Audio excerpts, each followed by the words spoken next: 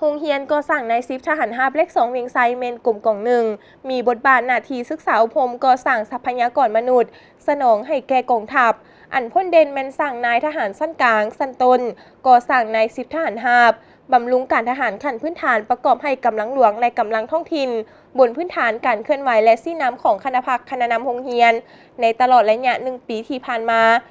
สหายพันเอกสำลีจันทวงศ์หัวหน้าการเมืองโรงเรียนก่อสร้างใน10ทหารราบเลข2เวียงไซให้ฮู้ว่าในระยะ1 ปีผ่านมาโรงเรียนของพวกเฮา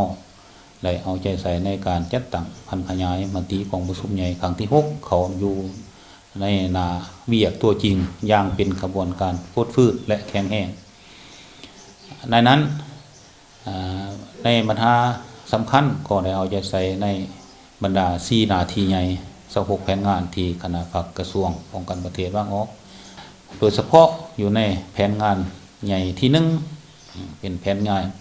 ใหญ่เฮ็ดให้สภาพการมีความสงบกรมกองก็คือคณะพักของเฮาได้เอาใจใส่ในการนำพากรมกองหันลงก่อสร้างหากฐานการเมืองด้วยรูปแบบมูลเสือ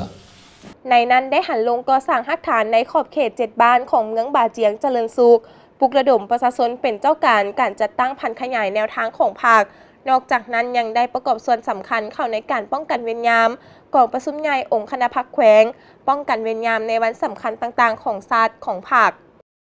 จากนั้นในนาทีปรับปรุงก่อสร้างกำลังกรมกองของพวกเฮาก็ได้เอาใจใส่ในการจัดตั้งปฏิบัติเวียกงานศึกษาอบรมการเมืองแนวคิดให้พนักงานนักรบตลอดหอดนักเรียนทุกระบบอยู่โรงเรียนของพวกเฮาเฮ็ดให้เขาเจ้ามีแนวคิดการเมืองนักแน่นเชื่อมั่นอย่าง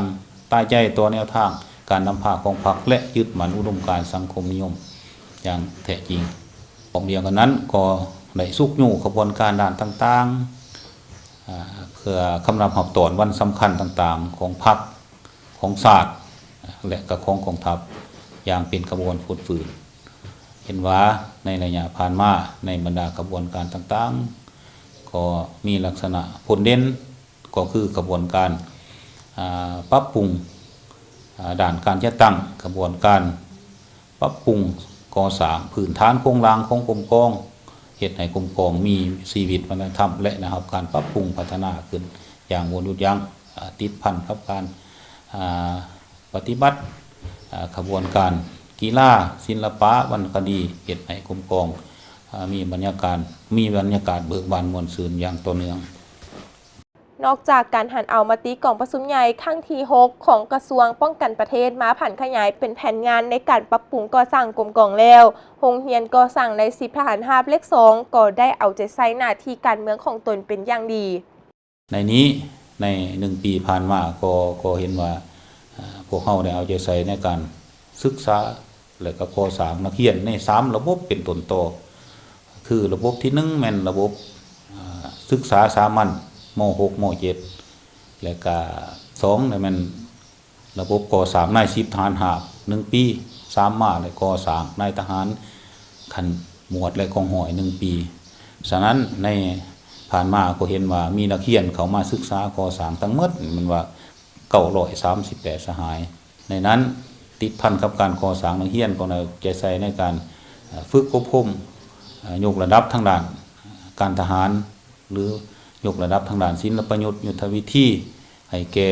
พนักงานองค์การตามแผนการอบรมประจำปีให้แก่องค์การ